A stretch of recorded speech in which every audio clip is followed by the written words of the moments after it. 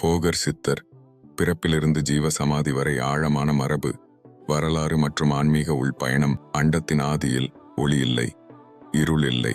அங்கு இருந்தது ஒரே ஒன்று, பரம்பொருள், சிவம். அந்த சிவம் தன்னையே அனுபவிக்க அதிர்வாக வெளிப்பட்டது. அந்த அதிர்வு உலகமாகியது. இந்த உலகத்தில் பிறந்தவர்கள் அனைவரும் கர்மத்திற்கு கட்டுப்பட்டவர்கள். ஆனால் சிலர் கர்மத்தை கடந்தவர்கள். அவர்களே சித்தர்கள். அந்த சித்தர்களில் அறிவையும் ரசவாதத்தையும் யோகத்தையும் உடலையும் ஆன்மாவையும் ஒரே நேரத்தில் வென்றவர் போகர் சித்தர். போகர் சித்தரின் வாழ்க்கை ஒரு நேரடியான வரலாறு அல்ல, சித்தர் பாடல்கள். குறிப்பாக போகர் 7000 அவரது வாழ்க்கையை நேரடியாக சொல்லாமல் குறியீடுகளாக மறைத்து சொல்கிறது. அவர் பிறந்த இடம் குறித்து பல கருத்துக்கள். சிலர் அவர் தென்னிந்தியாவில் பிறந்தவர் என்கிறார்கள், சிலர் அவர் சீன தேசத்துடன் தொடர்புடையவர் என்கிறார்கள், சிலர் அவர் பல உடல்களில் வாழ்ந்தவர் என்கிறார்கள். ஆனால் இவற்றை விட முக்கியமானது அவர் எடுத்த பாதை. அவரது குழந்தை பருவம் ஒரு சாதாரண வாழ்க்கை அல்ல, ஒரு ஆழமான கவனிப்பு. மற்றவர்கள் விளையாடினர், அவர் கவனித்தார். இந்த உலகம் என்ன? இந்த உடல் யார்? இந்த சிந்தனை எங்கிருந்து வருகிறது?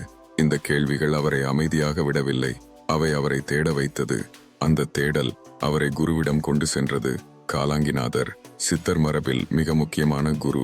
யோகமும் ரசவாதமும் முழுமையாக அறிந்தவர். போகர் அவரிடம் சரணடைந்தார். எனக்கு உண்மை வேண்டும், குரு சொன்னார். உண்மை வெளியில் கிடைக்காது, உள்ளே பார்க்க வேண்டும். அந்த நாள் முதல் போகர் உள்ளுக்குள் பயணம் தொடங்கினார். யோக பயிற்சி, நாடி சுத்தி, பிராணாயாமம், தியானம். மூலாதாரத்தில் உறங்கும் குண்டலினி சக்தி அது மெதுவாக எழுந்தது. மூலாதாரம் பயம் கரைந்தது. சுவாதிஷ்டானம் ஆசை குறைந்தது. மணிபூரகம் அகம் உடைந்தது. அநாகதம் அன்பு தூய்மையாகியது. விசுத்தி மௌனம் பிறந்தது. ஆஜ்ஞா சாட்சி நிலை வந்தது.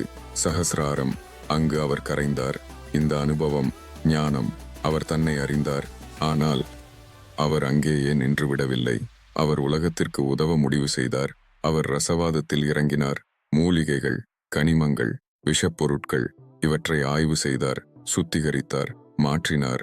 விஷத்தை அமிர்தமாக மாற்றும் ரகசியத்தை கண்டார். அதுதான் நவபாஷாணம். 9 விஷப்பொருட்கள். அவற்றை சமநிலையில் இணைத்தால் ஒரு உயிர் சக்தி உருவாகும். இந்த சக்தியை அவர் ஒரு உருவமாக்கினார்.